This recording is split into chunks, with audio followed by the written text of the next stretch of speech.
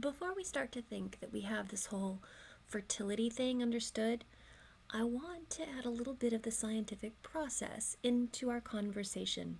You know, that whole knowledge advances incrementally as we pose a hypothesis and then collect data to see if we can show it is not correct. Let's do that for the concept of human estrus. We earlier talked about how humans have spontaneous ovulation like other primates, but that unlike those other primates, we do not have those large, obvious sex swellings that advertise our ovulation. Such advertisements are what we refer to as estrus. An estrus is a phase of female sexuality that occurs near ovulation that is distinct from other phases of the ovulatory cycle, and it is characterized by an increase in sexual receptivity, proceptivity, and selectivity. Perhaps sexual receptivity and selectivity make intuitive sense to you, whether or not a woman is receptive to sexual advances or if she's being selective about who she is receiving those advances from. But proceptivity might be new to you. This term was introduced into general sexological use by Frank Beach in 1976. It refers to behavior enacted by a female to initiate, to maintain, or to escalate a sexual interaction. And there are large species differences in proceptive behavior. For the past 50 years, human sexuality has centered on one foundational quote-unquote fact. The idea that during the course of evolution, human females lost the estrus behaviors associated with ovulation. That human females are continuously receptive, that we have no distinctive sexuality during the most fertile phase of the ovulatory cycle. That humans do not have obvious external signals of receptivity during ovulation, and that the loss of estrus is hypothesized to function as a way to conceal ovulation. So did we conceal it or did we lose it? And we think that this happened about 5 million years ago with Ardipithecus, but sort of what's underlying that? Do we have estrus or not? So let's explore that. Was estrus lost or is it concealed from men and women? I introduced you to one of my favorite scientific papers on this topic, a peer-reviewed publication in the journal Evolution and Human Behavior from 2007. The title, Ovulatory Cycle Effects on Tip Earnings by Lap Dancers, Economic Evidence for Human Estrus? By Jeffrey Miller, Joshua Tiber, and Brent Jordan.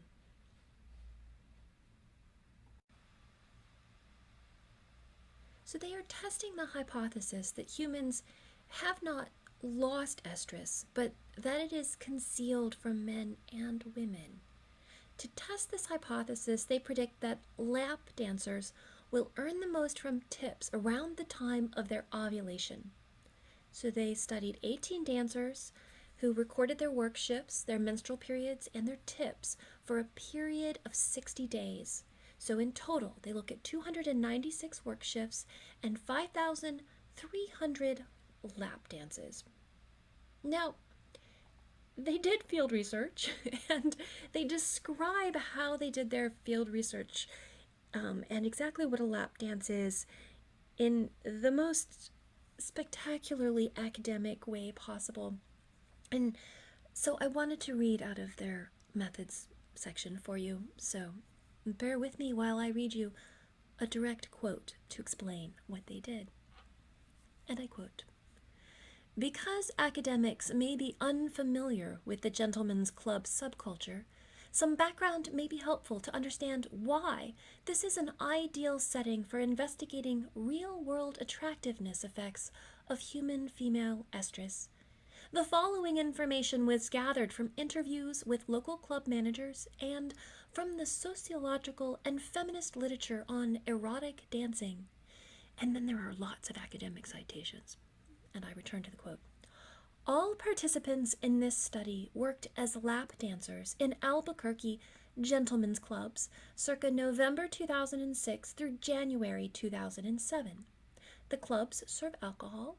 They are fairly dark, smoky, and loud, with the DJ playing rock, rap, or pop music. Most club patrons are Anglo or Hispanic men aged 20 to 60, ranging from semi-skilled laborers to professionals. They typically start the evening by getting a stack of $20 bills from the club's on-site ATM and having a couple of drinks. Dancers in these clubs perform topless, but not bottomless. Law requires them to wear underwear, bikinis, or similar garments to cover the pubis. Thus, menstruating dancers can wear tampons with strings clipped short or tucked up, and change them often during heavy flow days without revealing any visual signs of menstruation. Dancers typically wear very little perfume, but they often have breast implants, dye their head hair, trim their pubic hair, shave their legs and underarms, and adopt a stage name different from their real first name. They typically do regular aerobic and resistance exercise to maintain a fit, lean body shape. I continue the quote. During work, each dancer performs 1 to 3 stage dances on an elevated central stage about every 90 minutes to advertise her presence, attractiveness, and availability for lap dances. These result in only modest tip earnings, typically $1 to $5 tips from the men seated closest to the stage, totaling only about 10% of her earnings. The rest of the dancer's time is spent walking around the club, asking men if they want a quote-unquote lap dance. A lap dance typically costs $10 per 3-minute song in the main club area or $20 in the more private VIP lounge. Dancers typically make about 2/3 of their income from the main club area and about 1/3 from the VIP area. Thus, average income from each lap dance is about $14. Lap dances require informal tips rather than having explicit prices to avoid police charges of illegal solicitation. But the economic norms of tipping are vigorously enforced by bouncers. Dancers thus maximize their earnings by providing as many lap dances as possible per shift. In each lap dance, the male patron sits on a couch or a chair, fully clothed, with his hands at his sides. He is typically not allowed to touch the dancer. The topless female dancer sits on the man's lap, either facing away from him to display her buttocks, back, and hair, or facing him, either leaning back to display her breasts or to make conversation and eye contact, or leaning forward to whisper in his ear. Lap dances typically entail intense rhythmic contact between the female pelvis and the clothed male penis. And then there are academic citations. To continue. Thus, lap dances are the most intimate form of sex work that is legal in most American cities, much more intimate than the stage dances and table dances that characterized such clubs until the late 1990s. However, most lap dance clubs strongly discourage more intimate patron-dancer contact, even in private VIP rooms, since clubs can be closed swiftly if undercover police discover that prostitution is occurring. Rather, the dancer's earnings are maximized by inducing the man to agree to further lap dances after the first 3-minute song is over. More citations.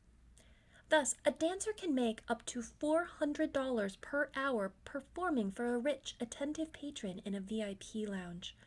Club patrons will often sample several different dancers with one lap dance each before picking one for a more expensive multi-song bout of dancing. Thus, boy, they like the word thus, huh? Patrons can assess the relative attractiveness of different women through intimate verbal, visual, tactile, and olfactory interaction, and those attractiveness judgments can directly influence women's tip earnings through the number of 3-minute dances that patrons request from each dancer. In these ways, Estrus attractiveness effects on lap dancer earnings in a gentleman's club may be stronger than in other kinds of psychology research that use photo ratings, e.g. Hazelton et al. 2007, or other kinds of sex work, e.g. visual pornography, phone sex, that give fewer fertility cues across fewer modalities. And now that you have a sense of how this worked, let's look at the results. Dollars earned per shift. So here we have a graph that has the days since menstrual onset.